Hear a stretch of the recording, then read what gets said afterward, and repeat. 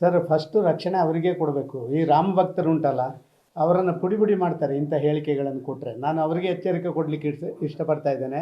ಕನಿಷ್ಠ ಒಂದು ಆ 22ನೇ ತಾರೀಕಿಗೆ ನಿಮ್ಮ ಮನೆಯಲ್ಲೇ ಒಂದು ದೀಪ ಹಚ್ಚಿ ಆ ರಾಮನಲ್ಲಿ ಪ್ರಾರ್ಥನೆ ಮಾಡಿ, ದಯವಿಟ್ಟು ನನಗೆ ಹೊರಗಡೆ ಏನು ತೊಂದರೆ ಆಗದ ನನಗೆ ರಕ್ಷಣೆ ಕೊಡು ಶ್ರೀರಾಮ ಅಂತ ಹೇಳಿ ಅವರು ಪ್ರಾರ್ಥನೆ ಮಾಡೋದು ಒಳ್ಳೆಯದು ಅಂತ ನಾನು ಭಾವಿಸ್ತಾ ಇದ್ದೀನಿ.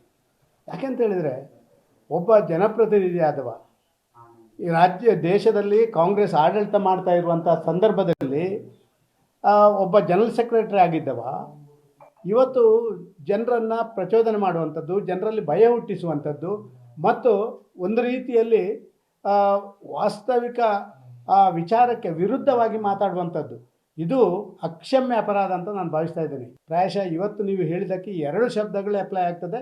ನಿಮ್ಮನ್ನು ತಕ್ಷಣ ಬಂಧನ ಮಾಡಬೇಕು. ನಾನು ರಾಜ್ಯ ಸರ್ಕಾರವನ್ನು ಆಗ್ರಹ ಮಾಡ್ತೀನಿ, ಕೇಂದ್ರ ಸರ್ಕಾರವೂ ಆಗ್ರಹ ಮಾಡ್ತೀನಿ. ಮುಖ್ಯಮಂತ್ರಿಗಳಲ್ಲಿ, ಗೃಹ ಮಂತ್ರಿಗಳಲ್ಲಿ ವಿನಂತಿ ಮಾಡ್ತೇನೆ, 31 ವರ್ಷದ ಹಿಂದಿನ ಆ ಶ್ರೀಕಾಂತ್ ಪೂಜಾರಿ ಕೇಸನ್ನು ರಿಓಪನ್ ಮಾಡಿ ಅವರನ್ನು ಅರೆಸ್ಟ್ ಮಾಡ್ತೀರಂತೆ. ಪ್ರಚೋದನೆ ಕೊಡುವಂಥ ನಿಮ್ಮ ಹರಿಪ್ರಸಾದರನ್ನು ನೀವು ಬಂಧನ ಮಾಡದಿದ್ದರೆ ಪ್ರಾಯಶಃ ನೀವು ಆಡಳಿತ ಮಾಡಲಿಕ್ಕೆ ನೀವು ಅನರ್ಹರು ಅಂತ ಹೇಳುವಂಥ ಮಾತನ್ನು ಹೇಳಲಿಕ್ಕೆ ಇಷ್ಟಪಡ್ತೇನೆ. ದೇಶದ ಎಲ್ಲ ಭಾಗದಿಂದ ಬರುವಂಥ ಭಕ್ತರಿಗೆ ಒಂದು ಭಯ ಹುಟ್ಟಿಸುವಂಥ ಒಬ್ಬ ಭಯೋತ್ಪಾದಕ, ಮತ್ತು ಅವರಿಗೂ ರಕ್ಷಣೆ ಕೊಡಿ. ಯಾಕೆಂತ ಹೇಳಿದರೆ ನನಗೆ ಭಾರಿ ಹೆದರಿಕೆ ಇದೆ. ಎಲ್ಲರೂ ಅವರು ಹೊರಗೆ ಬಂದು ಎಲ್ಲರೂ ಆಚೀಚೆ ಹೋದಾಗ ಅವರ ಕೈಕಾಲು ಮುರಿಯುವಂಥ ಸಾಧ್ಯತೆಗಳು ಜಾಸ್ತಿ ಇರ್ಬೋದು.